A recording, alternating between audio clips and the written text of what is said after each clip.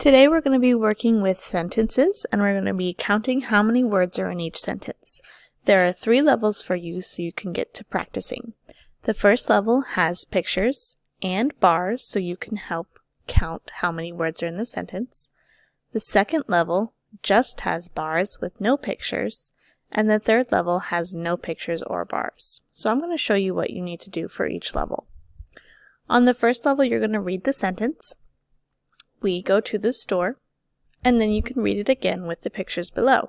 We go to the store. Then you're going to count how many words you see. This first level is pretty easy because you can count the pictures that are listed.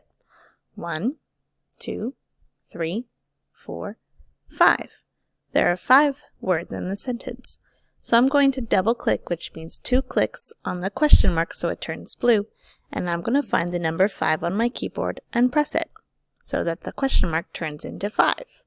And that tells me that you see that the number of words in the sentence are 5.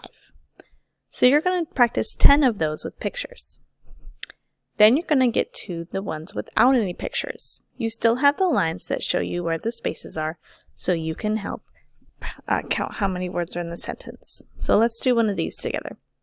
I like football the best. I like football the best. So I'm going to go ahead and count those words. 1, 2, 3, 4, 5. And this sentence also has 5. So I'm going to double click on my question mark to turn it blue.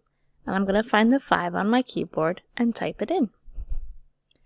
And then the last level of practice is no pictures or no lines. It's just the sentence. So this says, many people like blue.